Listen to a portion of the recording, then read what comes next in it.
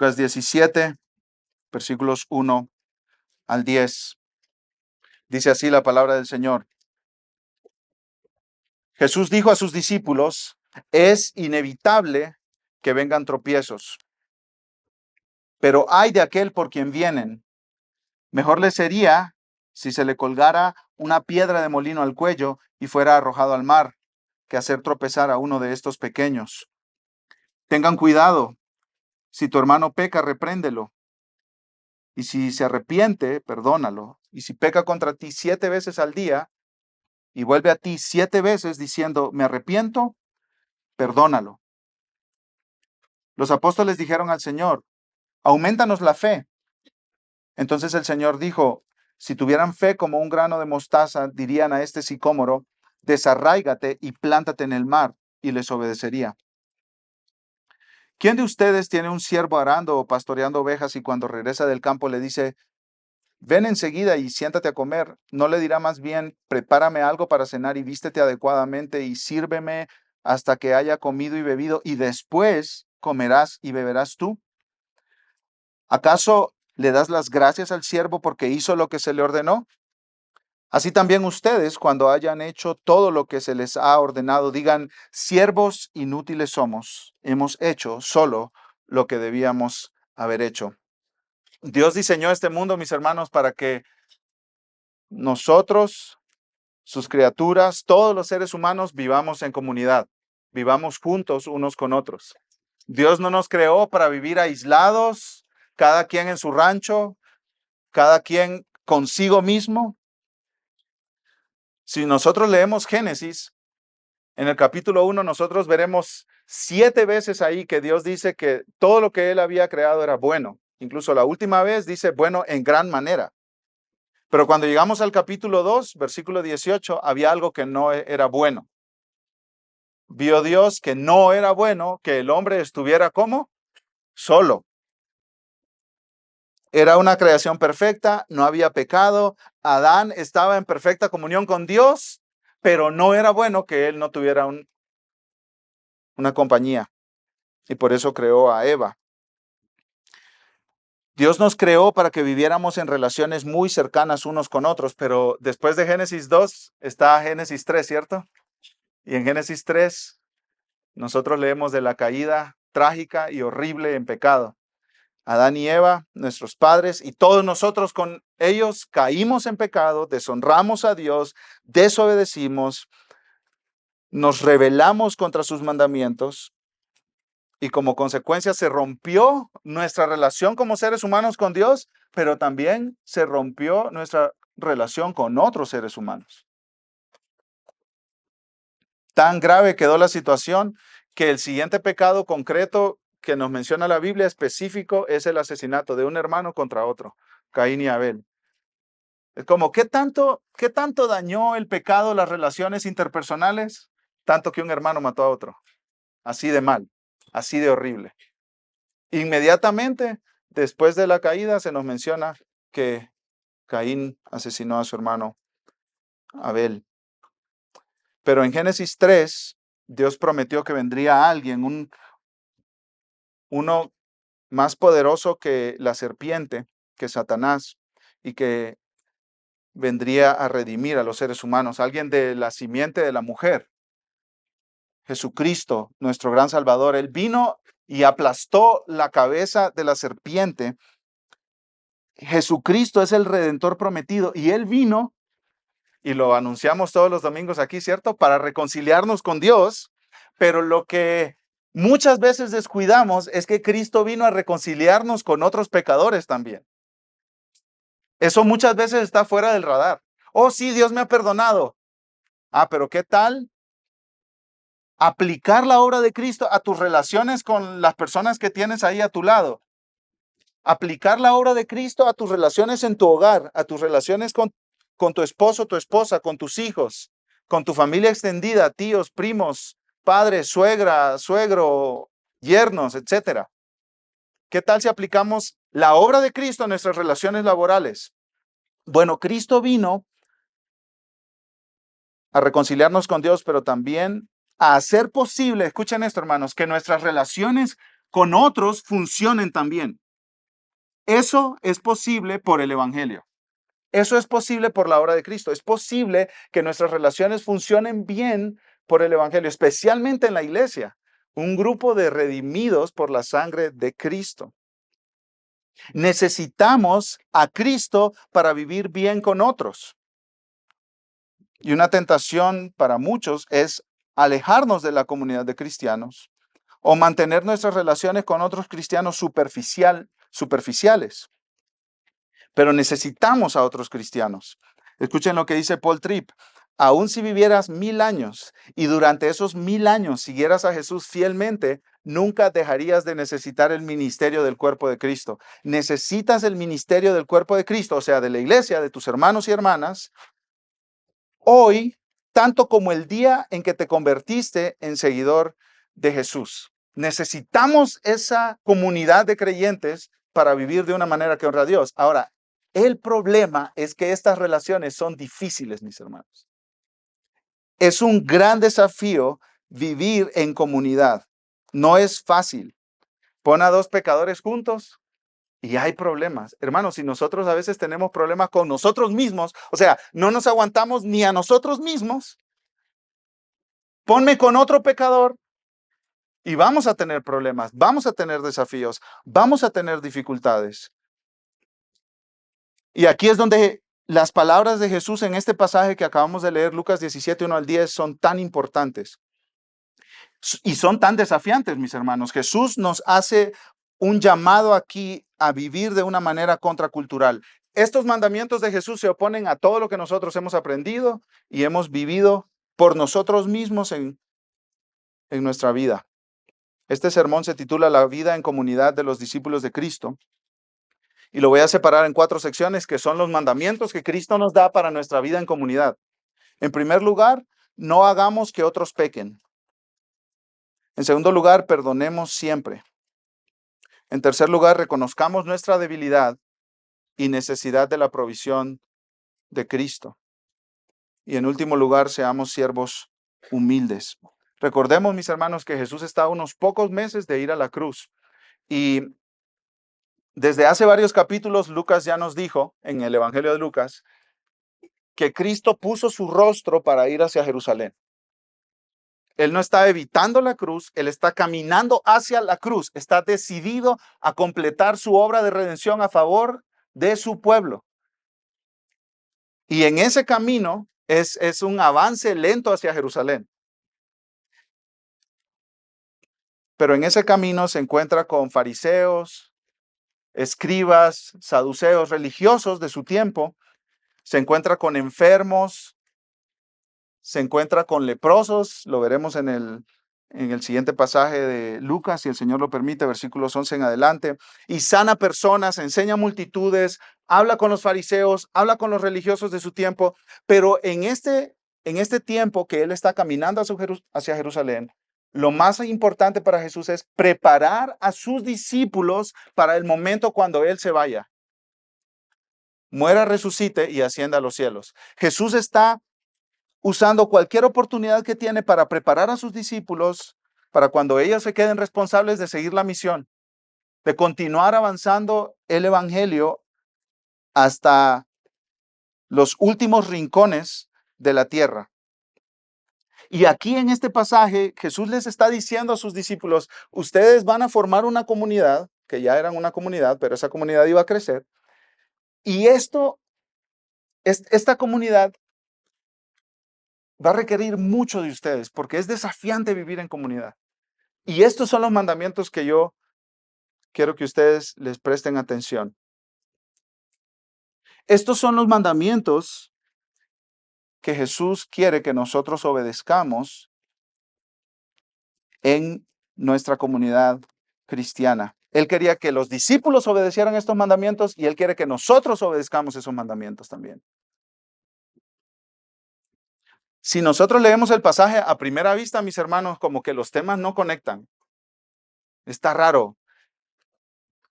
Hay aquel por quien vienen los tropiezos, después tengan cuidado, si tu hermano peca, repréndelo, después Si peca contra ti y viene y te pide perdón, perdónalo, aunque lo haga 7 veces. Y después Jesús habla a los discípulos que le dicen, aumentanos la fe. Y después cuenta una parábola de un señor que tiene un siervo y no le dice que siéntate, yo te voy a servir, sino que le dice al siervo, sírveme y después te sientas y tú comes, aunque vengas del campo cansado. ¿Qué tienen que ver todos estos mandamientos, todas estas palabras de Jesús? Hay un hilo conductor aquí que es la vida en comunidad. Todos estos mandamientos tienen que ver con la vida en comunidad. Hay muchos desafíos y responsabilidades que surgen cuando creemos en Cristo y entramos a una comunidad que se llama la iglesia. Y hablando de vida en comunidad, hay un libro de un teólogo alemán, Dietrich Bonhoeffer, y ese libro se llama Vida en comunidad. Y escucha una frase de ese libro que lo recomiendo para que lo lean todos los cristianos. Escucha lo que dice. Toda imagen idealizada que se introduce en la comunidad cristiana es un obstáculo para la comunidad auténtica y debe ser eliminada para que esta comunidad cristiana pueda sobrevivir. Aquellos que aman su sueño de una comunidad cristiana más que la misma comunidad cristiana se convierten en destructores de esa comunidad cristiana, aunque sus intenciones personales sean sinceras, fervientes y sacrificadas. ¿Qué está diciendo este hermano? Está diciendo que si queremos que nuestra comunidad cristiana funcione, tenemos que quitarnos las ideas románticas de la vida en comunidad. ¿Tú tienes ideas de la vida en comunidad, ideas románticas como idealizaciones? Tienes que quitarlas de ahí y aceptar lo que Dios dice sobre la vida en comunidad. Si no, no funciona la vida en comunidad. Quítate tus sueños románticos de la vida en la iglesia.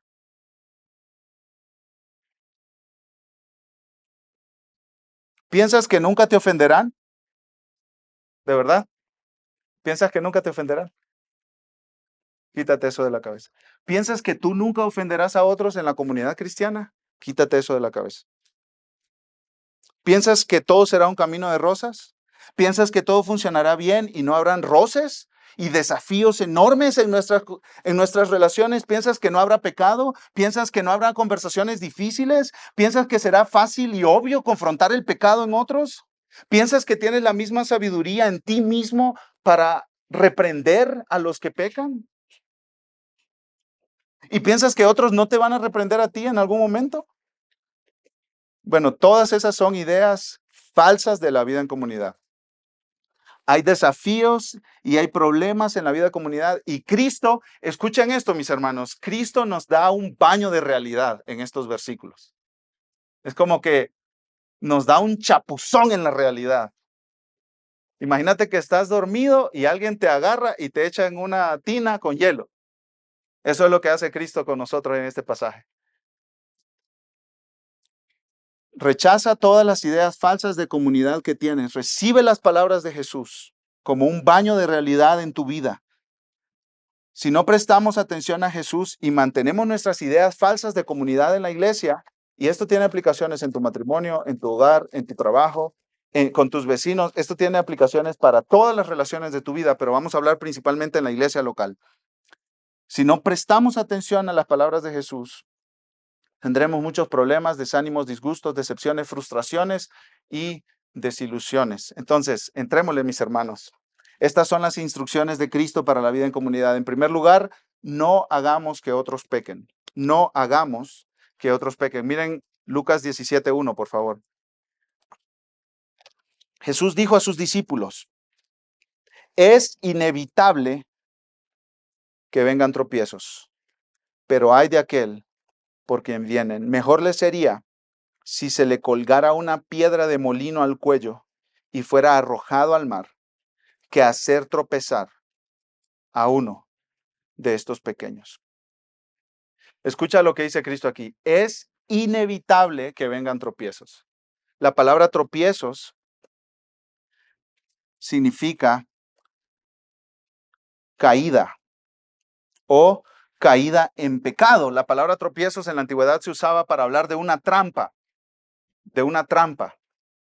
Y luego vino llegó a referirse a cuando alguien caía, cuando algún ser humano caía, cuando alguna persona caía. Y Jesús dice, es inevitable que vengan tropiezos. O sea, en la comunidad de cristianos, las personas van a pecar.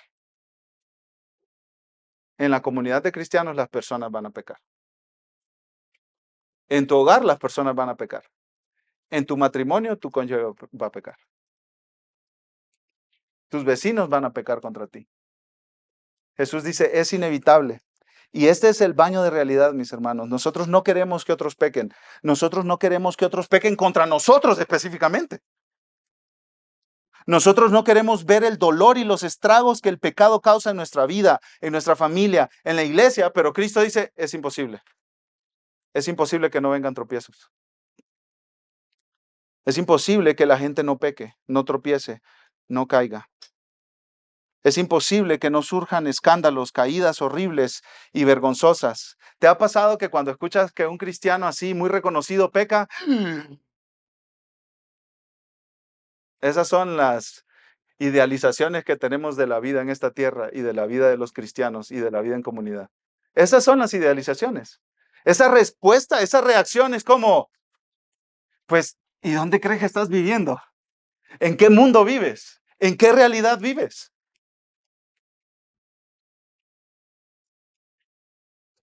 Cristiano, estás escuchando a tu Salvador, estás prestando atención. Él nos está avisando.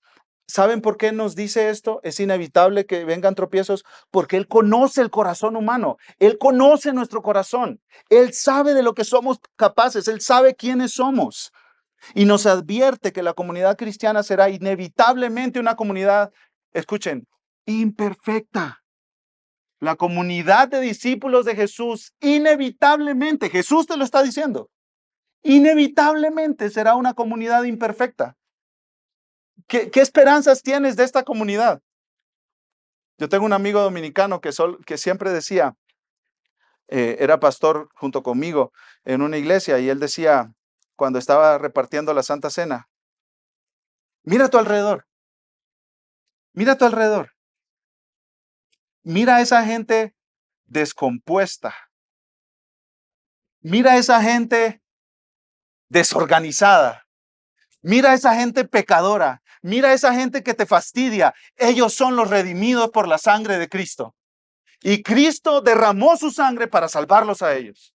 Y lo que estamos recordando al participar de la Santa Cena es que Cristo murió por este montón de desordenados, por este montón de gente rota y quebrada. Eso es la comunidad de cristianos, imperfecta. Pero me gusta cómo lo explica un comentarista, James Edwards. Él dice, la comunidad cristiana será inevitablemente una comunidad imperfecta, pero no por ello una comunidad falsa. Porque hay muchos que dicen, oh, hay pecado en esa iglesia, es una iglesia falsa, no sirve. Me voy de aquí.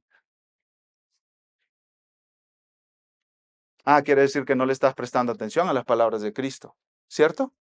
No le estás prestando atención a las palabras de Cristo.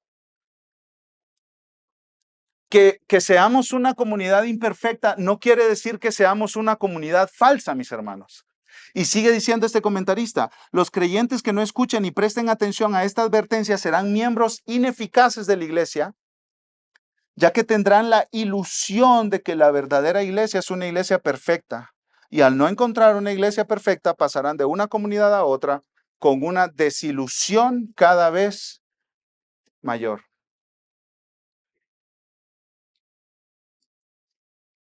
¿No es esa la realidad en Guadalajara, mis hermanos? No encuentro la iglesia que me calza, no encuentro la iglesia que me queda, me voy. No estamos diciendo que cuando hay pecado en la iglesia yo me debo de quedar. No estamos diciendo que cuando hay herejía en la iglesia yo me debo de quedar. No estamos diciendo eso, pero estamos diciendo que de verdad eres una persona que dice, no debería haber pecado en la iglesia y si hay pecado me voy. Si esa es la actitud, estamos profundamente equivocados, porque que sea una comunidad imperfecta no quiere decir que sea una comunidad falsa. Amado hermano, amada hermana, cree las palabras de Cristo. Esta comunidad no es perfecta. Si no corriges tus expectativas, vivirás frustrado con tus hermanos y hermanas. Si no corriges tus expectativas, no vas a durar en ninguna iglesia. En ninguna iglesia. Sería como comprar una casa. Y los economistas te dicen que al comprar una casa tú tienes que presupuestar reparaciones, ¿cierto? Tienes que presupuestar reparaciones porque las tuberías se quiebran y los sanitarios hay que repararlos. Y luego hay goteras. Y luego un niño quiebra una ventana con una pelota, ¿cierto? Y luego ves una grieta en una pared y dices, híjole, eso no salió en el reporte del ingeniero. Y hay que ver los daños estructurales de la casa. Pero imagínate que alguien compre una casa y no espere tener ese tipo de reparaciones. Sería como de alguien muy ingenuo, ¿cierto? O imagínate que alguien compre un vehículo y quiere que ese vehículo le dure, o sea, para heredarlo a tercera y cuarta generación. ¿Se imagina que sus nietos y bisnietos van a estar manejando ese Nissan Suru?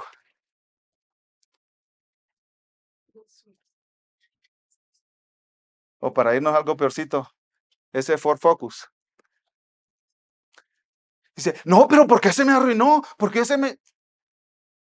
Eso pasa con los vehículos, ¿cierto?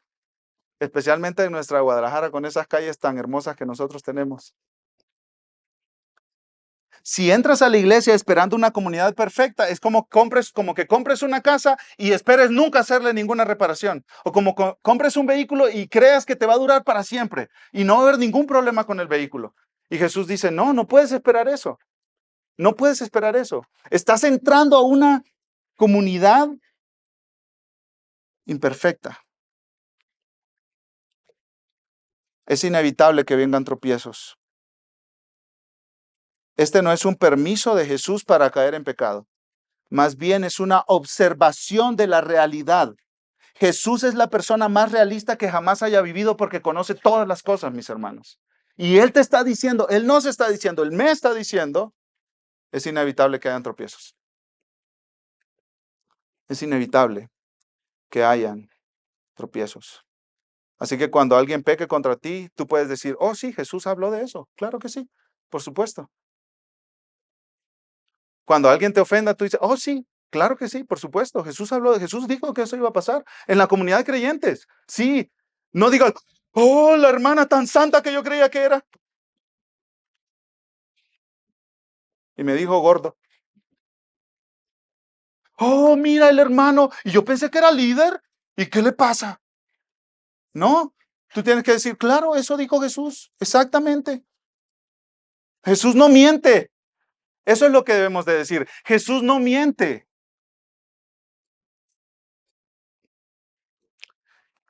Ahora, Jesús dice a continuación algo muy serio y que debemos meditar profundamente.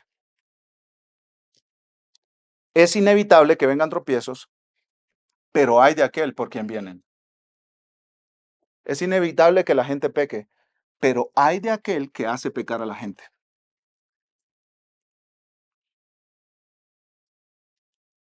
Algunas personas caen en pecado, eso es triste y doloroso, pero algunos caen en pecado porque otros los tientan a caer en pecado. Y esos que tientan a otros a caer en pecado están en serios problemas delante de Dios. ¿Qué tan serios problemas? Versículo 2. Mejor le sería si se le colgara una piedra de molino al cuello y fuera arrojado al mar que hacer tropezar a uno de esos pequeños. Una piedra de molino era un disco de piedra tan grande que solo un animal de carga podía girarlo. Y lo usaban para triturar las cáscaras del grano y sacar el grano de sus cáscaras, el grano de trigo. glue. Imagínate que te amarren una piedra así de 200, 300 kilos al cuello y te avienten al mar. Esta es una hipérbole, una exageración para comunicar un punto. ¿Qué tan grave es hacer caer a otros en pecado? Es mejor morir una muerte horrible y trágica que hacer que otros caigan en pecado. Así de grave es. Así de grave. Y Jesús habla específicamente de hacer tropezar o hacer que caiga en pecado uno de estos pequeños, alguien vulnerable, frágil, débil, quizá nuevos en la fe, quizá frágil por la situación en la que están, por el momento de vida que están viviendo. Y Jesús dice, cuidado, cuidado de hacer caer a uno de estos pequeños. No lo hagas. No hagas que otro peque. Si tú haces que otro peque, estás en serios problemas. Y este mandamiento de hacer que otros pequen no es un mandamiento aislado de las Escrituras. Oh, solo está aquí y en ningún otro lado. No, mis hermanos. Hay capítulos de la Biblia enteros dedicados a ser piedra de tropiezo contra otros.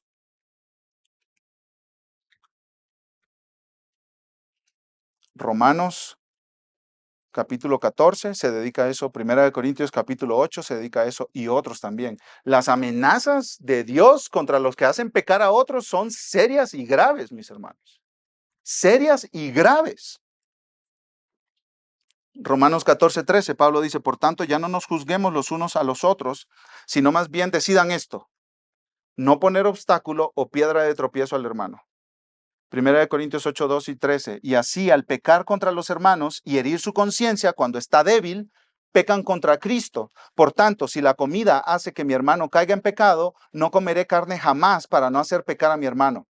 Pablo dice, yo estoy dispuesto a cualquier extremo posible para no hacer pecar a mis hermanos, para no ser una piedra de tropiezo para mis hermanos.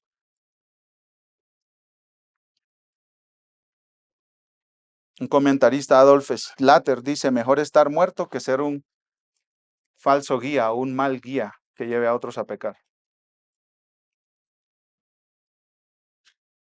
Un puritano llamado James Durham escribió un libro, un escocés, vivió en los años 1600, escribió un libro entero para hablar sobre este tema, las piedras de tropiezo. Así se llamó el libro. Y él dice que ser tropiezo, ser de tropiezo a otros, se lleva a cabo cuando se dice o se hace algo que lleva a alguien a pecar o que obstaculiza su vida espiritual. Quizá el acto o la palabra no son pecaminosos en sí mismos, pero hacen que alguien tropiece en su vida espiritual debido a las circunstancias. Es decir, se hicieron en un momento determinado, en un lugar determinado o por una persona determinada. Hacer tropezar a alguien no necesariamente significa hacerlo enojar o que se indigne o que se disguste o que se sienta ofendido por lo que uno hace, sino más bien hacer tropezar a alguien significa hacerlos que vayan por un camino de desobediencia a Dios. Eso es hacer tropezar a alguien. Hacerlos que vayan por un camino de desobediencia a Dios y a su palabra. Dice este puritano, este predicador escocés, que lo opuesto a hacer tropezar a alguien, a hacer caer a alguien en pecado, lo opuesto es edificarlo, animarlo a la obediencia, motivarlo al amor y a las buenas obras.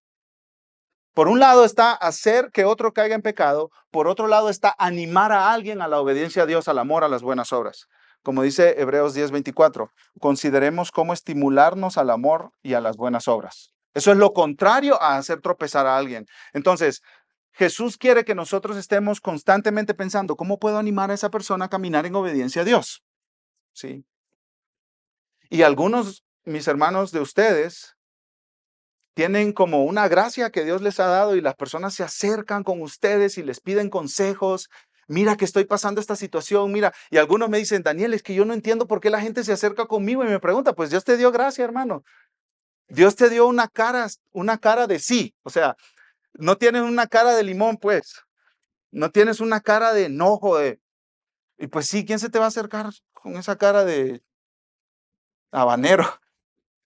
Nadie se te va a acercar, hermano.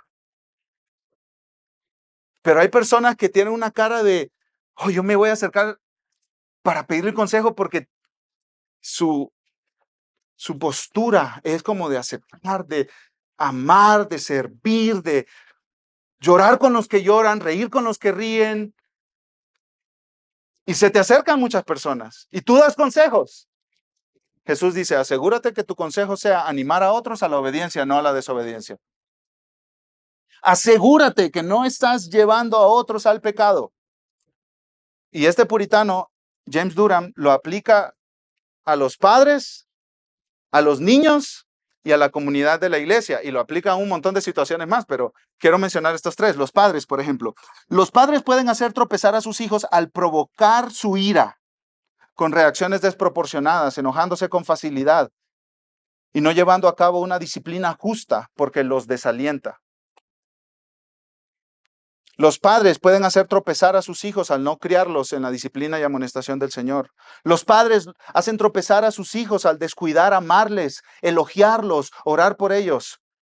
Los padres hacen tropezar a sus hijos al descuidar la disciplina, la instrucción y el consejo adecuados, al no protegerlos del pecado y de las ocasiones de pecado y tentación.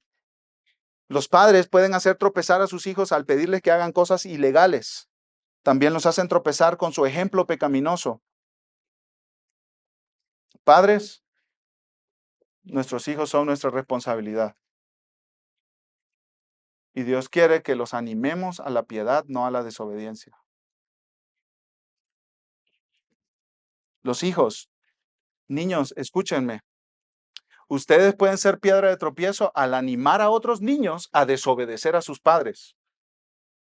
Por ejemplo, si tú vas con tu amiguito y le dices, ¿quieres un dulce? Y el niño te dice, no, mi papá me dijo que solo podía comer un dulce y ya me lo comí. Y tú le dices, no pasa nada, no nos están viendo, cómetelo. Eso es ser piedra de tropiezo, porque estás haciendo que tu amigo o que tu hermano desobedezca a Dios. O por ejemplo, si tú dices, hey, mira, mi papá me prestó el celular y yo quiero que vayamos a ver YouTube. Y tu amigo o tu hermano te dice, no, porque mi papá no me da permiso de ver pantallas con otras personas, solo cuando él está presente. Y tú le dices, no pasa nada, solo va a ser un ratito así chiquito. Un videíto nada más. Tú estás siendo piedra de tropiezo, lo estás guiando a pecar a tu amigo. Eso es ser piedra de tropiezo.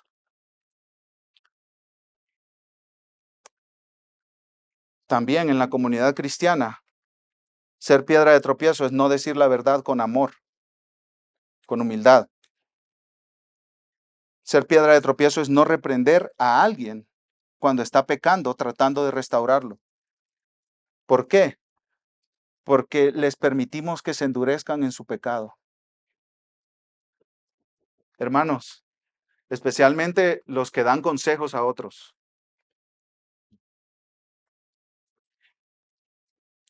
Tengamos cuidado de no llevar a personas por caminos de desobediencia. Los consejos que tú das no son neutrales. O acercan a las personas al camino de la obediencia o los acercan al camino de la desobediencia. Cuidado con tus consejos. No des consejos tan apresuradamente. Toma un tiempo, dile, ¿sabes qué? Vamos a orar. O ¿sabes qué? ¿Por qué no vas a platicar con esta otra persona que es más madura que yo? Y eso es solo el primer punto, mis hermanos. Son 4.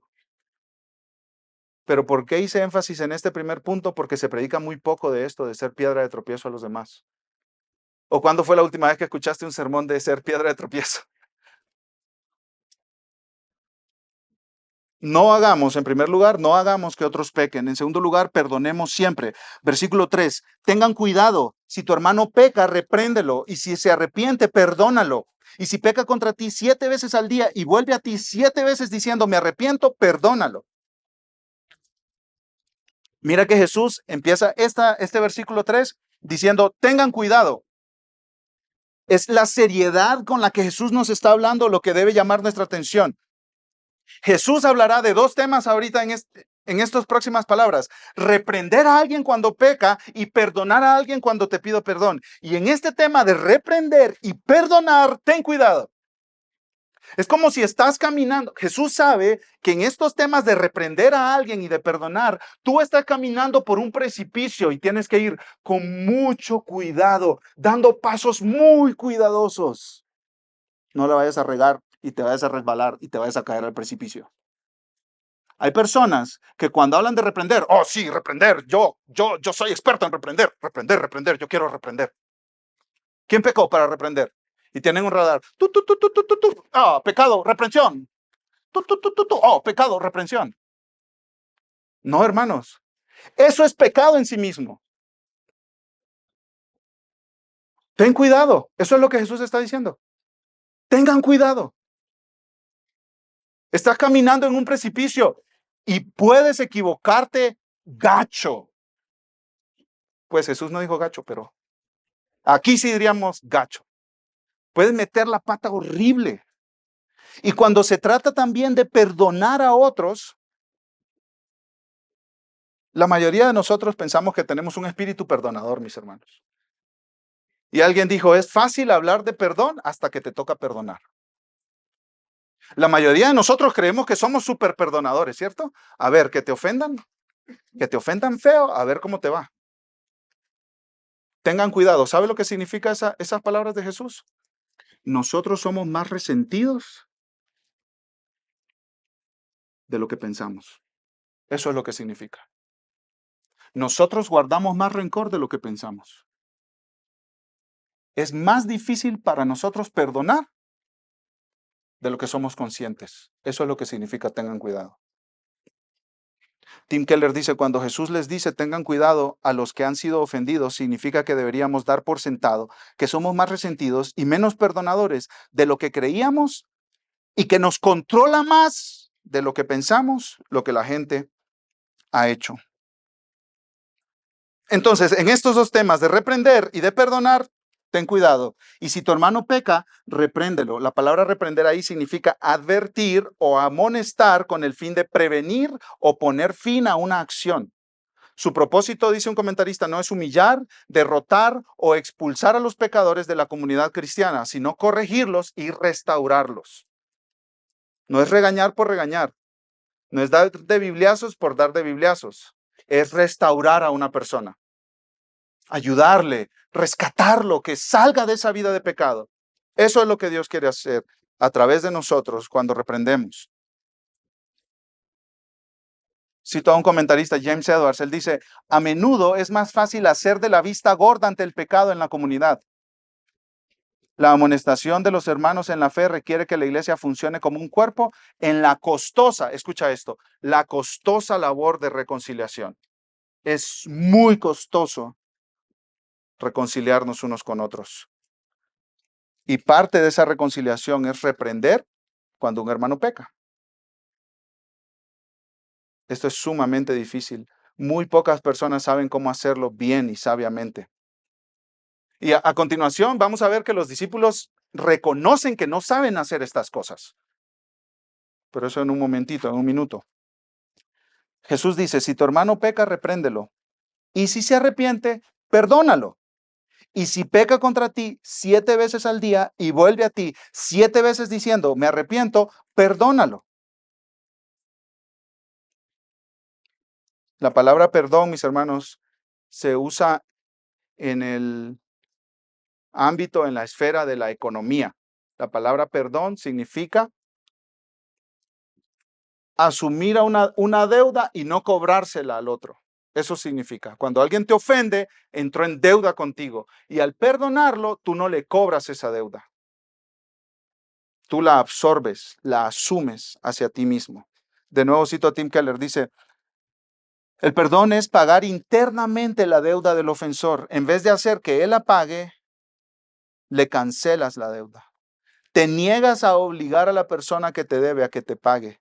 Y por lo tanto, pagas o asumes el costo tú mismo. Tú mismo.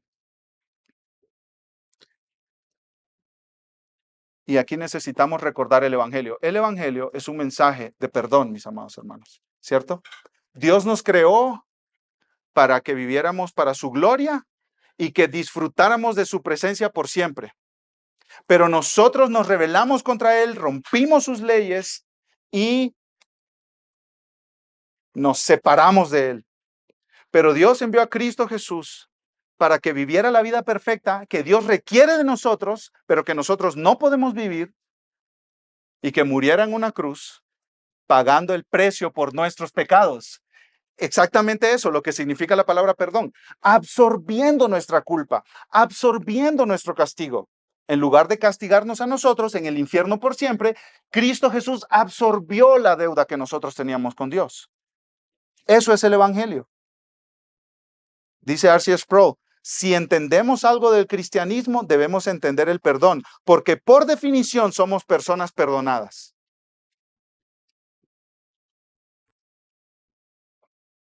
El Evangelio es un mensaje del perdón de Dios a pecadores rebeldes que merecen ser castigados, pero que pueden ser perdonados porque otro, Cristo Jesús en la cruz, absorbió su deuda, su castigo. Y si no conoces a Cristo como tu Salvador, te lo presento. Él en la cruz absorbió el castigo de pecadores.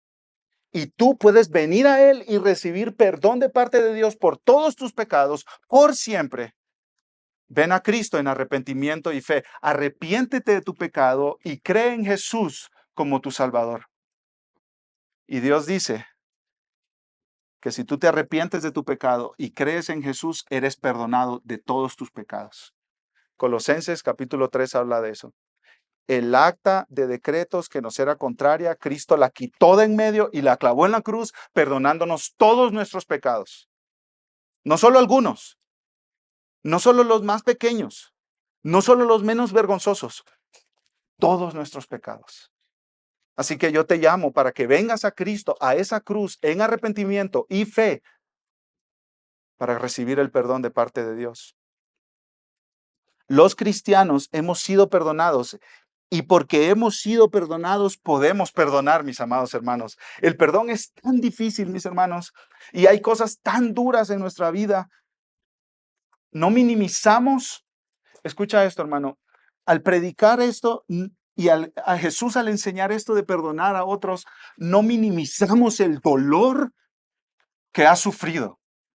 A veces hay abuso y hay violencia de otras personas contra ti. A veces hay dolores tan fuertes, mis hermanos, que están ahí. Los recuerdas todos los días. Y ese dolor y esa angustia por lo que otro ha hecho contra ti no se minimiza. No se minimiza.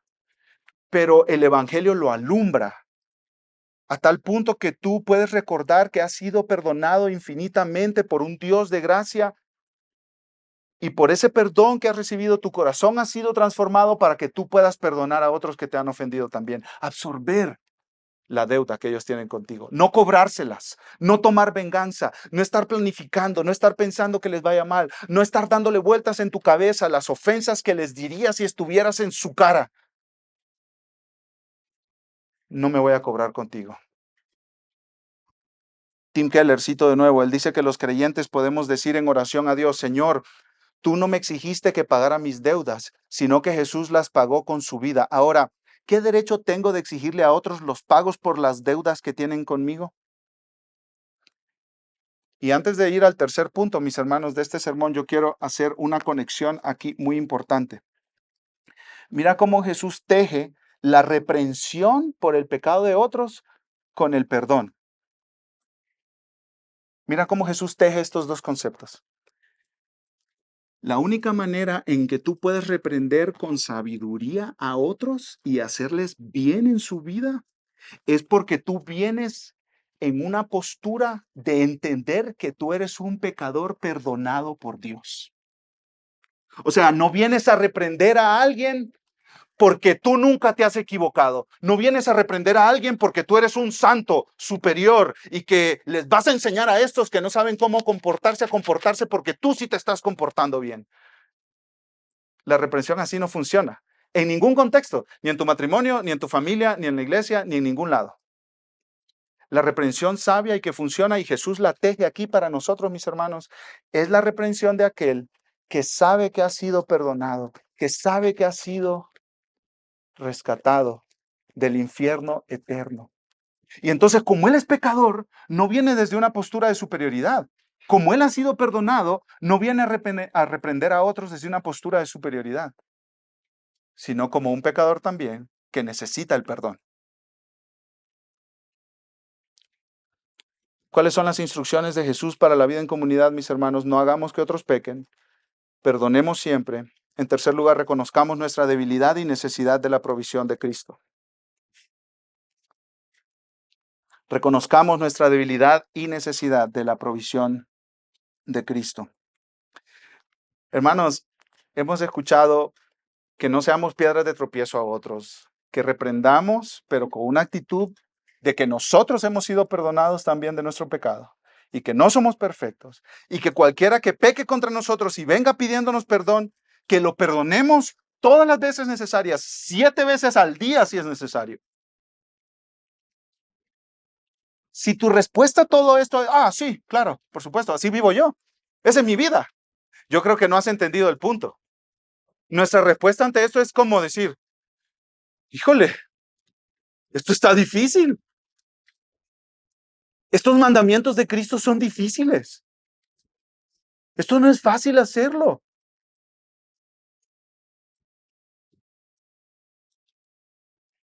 Así respondieron los apóstoles, mis hermanos. Versículo 5. Los apóstoles dijeron al Señor, aumentanos la fe. Aumentanos la fe. ¿Sabes qué quiere decir esa frase, mis hermanos? Esa petición. Esa petición quiere decir, Jesús, nos cuesta creerte que así son las cosas en la comunidad de cristianos. Nos cuesta creerte. Nosotros tenemos una idea de cómo debe ser la comunidad de cristianos y nos cuesta creerte. O sea, tus palabras son tan contrarias a lo que nosotros hemos vivido. Nosotros nos cobramos, nosotros no perdonamos, nosotros mantenemos la amargura ahí en nuestro corazón y estamos llenos de rabia contra otros, nosotros estamos resentidos, nosotros no reprendemos bien, nosotros hacemos caer a otros en pecado. Ayúdanos a creerte, Señor. Ayúdanos a creer que estás diciendo la verdad. Ayúdanos a creer que tus palabras son verdad y a abrazarlas y a creerlas y a vivir de acuerdo a ellas. ¿Sí captamos, mis hermanos, lo que están diciendo los discípulos? Jesús, es imposible vivir así. Ayúdanos, por favor. Jesús, necesitamos tu ayuda. No podemos vivir así como tú dices que debemos vivir si no nos ayudas. Estamos perdidos sin ti. Ayúdanos a creerte. Ayúdanos a creer que esa es tu voluntad para nuestra vida. Ayúdanos a vivir así. Ayúdanos a tener la fe para decir, así como Cristo dice, así deben ser las cosas. Y así debo vivir. Toda la vida del cristiano es una lucha de creerle a Dios o no creerle a Dios. Desde Génesis 3, la serpiente le dijo a Eva, ¿con qué Dios ha dicho? Y cada día te dice a ti, y hoy mismo, en este mismo momento, te está diciendo a ti, de verdad, eso como que lo que está diciendo Daniel es como muy radical, ¿no? ¿De verdad? ¿De verdad le crees? Pues no puedes dejar las cosas en injusticia, ¿cierto? Tienes que cobrártela de alguna manera, ¿cierto? Pinta la raya, mantén la distancia. No olvides eso que te hicieron. Manténlo ahí, dale vueltas. La vida cristiana es una lucha por creer. Y la pregunta aquí es, ¿a quién le crees? ¿A Jesucristo que está diciendo la verdad o a Satanás que está mintiendo? Y los apóstoles dijeron, necesitamos fe para creerte, Señor. Necesitamos una obra sobrenatural para vivir así de esta manera que tú nos estás llamando a vivir. Necesitamos que tú nos des el regalo de un corazón transformado para vivir así como tú nos estás llamando a vivir. Esta vida, mis hermanos, a la que Cristo nos llama, es imposible sin su gracia. Es imposible sin su gracia. Y los discípulos lo reconocieron y dijeron, Jesús, aumenta nuestra fe. Ayúdanos. No podemos sin ti. Y si tú estás en una situación, en ese mismo momento de odio en tu corazón, de resentimiento, de una rabia que tienes contra alguien, o alguien ha pecado contra ti, tú tienes que reprenderlo. O te das cuenta de que tú has sido piedra de tropiezo para otros. Este es un momento para tener la misma actitud que tuvieron los discípulos. Llegar con Jesús y decirle, Jesús, ayúdame, ayúdame, te necesito. Esto es tan difícil, va contra mi naturaleza, Señor, va contra lo que yo he sido toda mi vida, ayúdame. Dame el regalo de un corazón lleno de tu gracia para compartir esa gracia con otros.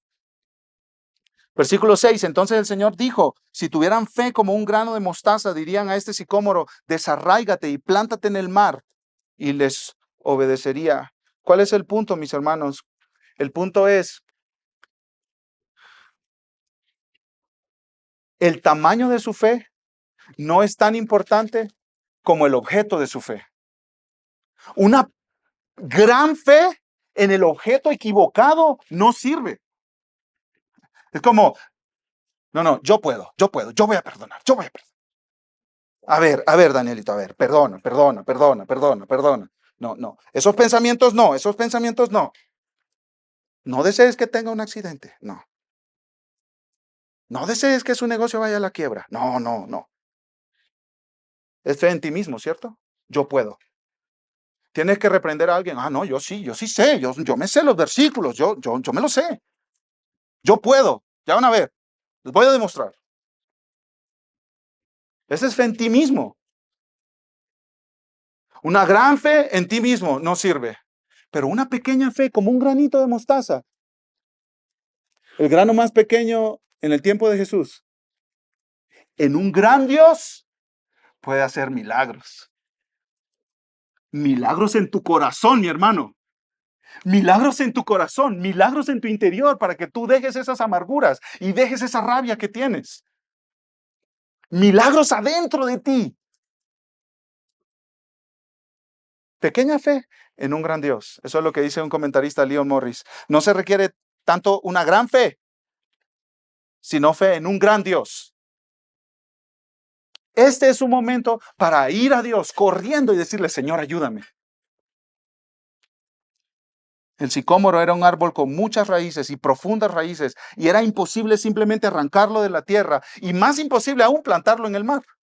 Esto es una hipérbole otra vez. Jesús está haciendo que pensemos en una imagen exagerada para decir, ese es el tipo de obra que Dios hace en los pecadores, para que vivamos en comunidad.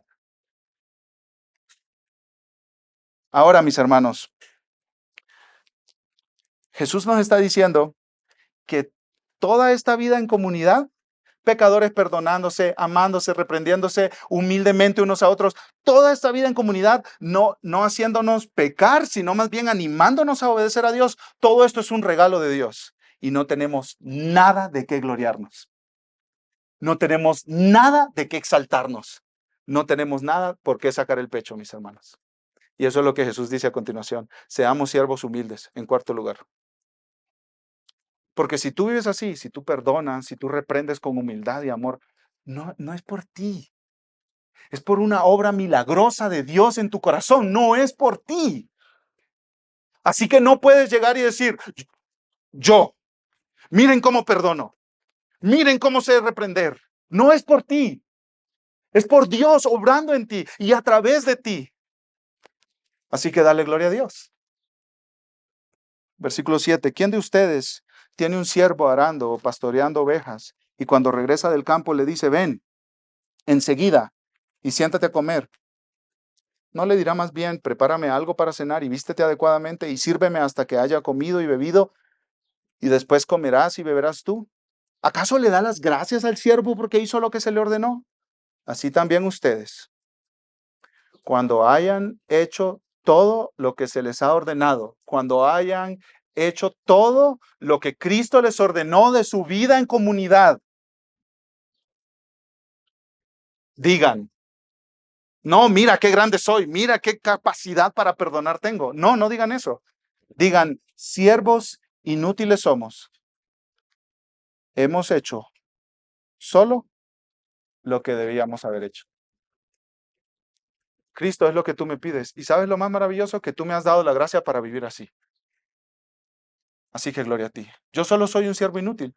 Yo vivo sin focos, sin reflectores. No me dan un diplomita por haber perdonado a mi ofensor en la iglesia. No pasan un video, no lo suben a YouTube diciendo, oh, mira cómo perdonó. No, tú me das la gracia a mí para que yo viva así. Y esto es para tu gloria porque refleja el Dios maravilloso que tú eres. El Dios perdonador que tú eres. El Dios de gracia que tú eres. Así que tú me das lo que yo necesito para vivir así y yo te doy la gloria a ti. Y la gente, escuchen esto, la gente que nos mira viviendo así como nos dijo Jesús en Lucas 17, la gente que nos mira viviendo así dice, oh, eso es diferente. Esta gente perdona, esta gente ama, esta gente se cuida unos a otros, se restauran, no se aplastan. Esto es diferente. Yo quiero eso. ¿Recuerdan lo que Jesús dijo en Juan 15, 16 y 17? En esto sabrán que son mis discípulos, si tuvieran amor unos por otros. Nuestra comunidad es un imán para los no creyentes en tanto nosotros nos perdonemos y nos amemos y nos cuidemos unos a otros. Si tenemos pleitos, divisiones, odios, amarguras, repelemos a los no creyentes. Porque ¿para qué más amargura y odio del que ya tiene con su suegra el compadre? ¿Para qué? Es como, pues ya, yo ya conozco eso de estar peleando, de estarse insultando, de estarse ofendiendo. ¿Para qué? O sea, tú me vas a decir que yo toda la semana paso peleando con mis compañeros de trabajo y voy a llegar el domingo a un lugar a pelear con otra gente. No, por lo menos denme un receso el domingo, ¿cierto? Pero cuando pasan peleando toda la semana en sus matrimonios, con sus hijos, con su familia, en sus trabajos, en el tráfico, y llegan a la iglesia y dice, aquí me aman, aquí me perdonan, aquí me cuidan, aquí no quieren que yo peque, sino que viva para la gloria de Dios, yo quiero esto. Yo quiero esto. Y eso es solo, única y exclusivamente por la gracia de Dios. Y a Él sea la gloria. Vamos a orar. Amado Padre, gracias por tu instrucción, gracias por tu palabra. Señor, quítanos las imágenes, ideas, pensamientos falsos de la vida en comunidad y ayúdanos a creerle a Jesús. Con los discípulos clamamos, ayúdanos, Señor. Y que esta comunidad sea una comunidad de gracia, de perdón, de compasión, de restauración de los pecadores, todo para tu gloria, hasta que Cristo venga, lo cual recordamos ahora a través de la Santa Cena. En Cristo Jesús. Amén.